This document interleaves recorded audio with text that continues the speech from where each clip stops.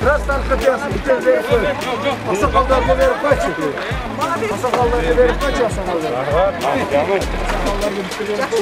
Al üstünde al. Öyle. Tağınınız edi, tağınınız. Öyle bir tane verip koy oldu. Al sakal. Al bir tane benim. Қаланың чыгыш дарбазасындагы санитардык карантиндик постто күнү-түнү жарандардын кыймы үзүлбөйт. Стратегиялык жол болгондуктан Бишкек жана Алайдан каттамдар бар. Күч органдары шаарга кирип чыккан ар бир унааны көзөмөлдөп, жарандардын тастыктамасы жөндүү болсо гана киргизүүдө. Дал ушул кырдаалда жарандарга түшүндүрүү иштерин жүргүзүү биринчи баскычта болуш абзел. Ошол эле учурда тартип сакчылары калкка аяр мамиледе болуп, баардык аракет саламаттык үчүн жасалып жатканын түшүндүрүп келүүдө. Бүгүн атайын көзөмөлдүн негизинде бет кап тагынбаган айдоочуларга эскертүү берилип, акысыз дагы таркатылды. Азыр күнүнө 3000ге жакын автоунаалар кирип атат. Ал ар бир автоунаалардын кирген максаттарын, эмне себептерин баарын сураштырып тактап, эгер жанагы уруксат берилген, буга чейинки уруксат берген ишканалар, мекемелер болгон, ошол жака зарылчылыгы бар гана автоунааларды киргизип жатабыз. Ал эми жөн эле ушул себепсиз максаты жок келген шаардын ичине кирген автоунааларды бул жака киргизбей кайтарып атабыз. Себептегенде шаардын ичинде азыркы күндө бизде бул жерде карантинный пост ар бир автоунааларды текшерип, андан кийин текшерилген автоунааларды уруксат берилгенден кийин бул жерде медицина кызматкерлери бар, алардын дене таптарын текшерип, анан шаар ичине киргизип атабыз. Өзгөчө абал учурунда дагы ишмердүүлүгүн токтотпогон шаардын так ортосундагы Тешик таш мөмө жемиш базарына күнүнө 10 миңден ашуун ууна кирет. Дыйкандар аймактардан келген соң алардын дене табы тыкыр көзөмөлдү. Кошумча ууналар дагы дезинфекцияланат. Базарга келген соодагерлер көп болгондуктан милиция кызматкерлери менен түшүнбөстүк байма-бай жаралып турат. Жарандар арасында орой мамиле жасап, тартип сакчыларды жемелеп кеткен учурлар дагы көп катталат. Ал эми тартиптин сакталышы үчүн атайын машина токтотуучу жай дагы уюштурулган. Атайын биякта станкалар турат, көрүп атасыңар. Ошол жерге коюп, келген продуктун даярлап алып, бири-бирине тоскоолук жаратпашын. Анан жүктөп чыгып кетип атышат. Эми анын ичинен да арганда адам болот экен, 1-2 килога да келип алып атат. Ошолорду биз түшүндүрүү иштерин жүргүзүп атабыз. Себеби аларды биз киргизип берсек, бул жакта пробка болуп калат, машиналар. Жарандарга уже контакт дагы көбөйөт. Ошон үчүн бардыгына түшүндүрүү иштерин түшүндүрүп атабыз. Анан өзгөчө бул жерде кандай такситтер менен ал жерде укуктарды боюнча көрсөтүлгөн бир таксида 2 жаран плюс 1 жаш бала болуш керек. Анда эмне болуш керек водителде? Маскалар болуш керек, антисептик болуш керек, обязательно болуш керек. Биз мына иштеп аткан мына укук коргоо органдары, мына күзөтүп аткан МЧС рахмат бардыгына. Ушул элге жардам берип, мына жерде эмебиздин элдин эмесине текшерип рахмат чоң, иштерине ийгилик, ушу коомго дайым ушундай салым кошуп жүрө берсин.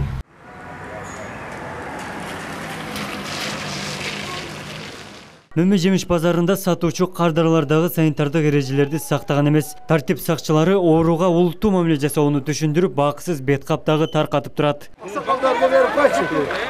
Asakallarına verip kaç asakallarına? Var, canım. Asakallarına bir tane verip koy. Al üstünde al. Öyle. Тағыныңыз еді, тағыныңыз. Öyle bir tane verip koy oldu. Al sakal. Al bir tane benim. Карантинге карабай шаарга себепсиз келген жарандардын саны көп. Каланын түндүк тарабындагы санитардык карантиндик пост Кара Суу районунан келген жарандарды көзөмөлгө алат. Анда ар бир унаанын ичиндеги жүргүнчүлөрдүн дене табы текшерилип, аныктамасы жөндүү болсо гана өткөрүлөт. Жарандардын саламаттыгын көзөмөлдөгөн дарыгерлер өздүк коргонуу каражаттары менен толук камсыздалып, тамак ашына шаардык мэриядан каражат бөлүнгөн. Өткөн күндөрдө текшерип атабыз, температуралар жок, жакшына. Эми дагы иштеп атабыз элге.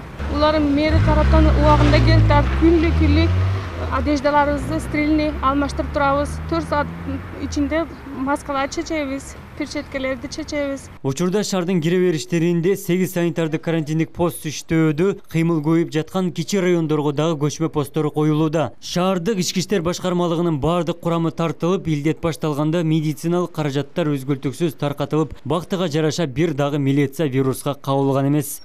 Ишти талап кылбастан алардын шарты, алардын ден соолугу тууралуу дагы кабар алып турду. Бүгүн тилекке жараша мына бүгүнкү күндө 22 май болуп калды. Бир дагы ооруп калган же болсо оорунун симптомдору байкалган бир дагы кызматкерибиз жок. Бул биздин чоң жетишкенибиз деп ойлойм. Анан биздин жетекчиликке дагы рахмат. Алдын ала атайын маскаларды, кол каптарды даярдап, анан кийин шаардын аймагында биринчи жолу дезинфекциялоочу өткөрмөнү бизге орнотуп беришкен.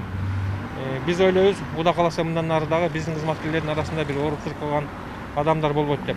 Калк саламаттыгы үчүн ак халатчандар менен биргеликте кызмат өтөгөн күч органдары жарандарды карантиндик эрежелерин так сактап, коюлган талаптарга жоопкерчиликтүү мамиле кылуусун эскертет. Абдумалик Базарбаев, Элемон Акбаев, Ош ТВ, жаңылыктар.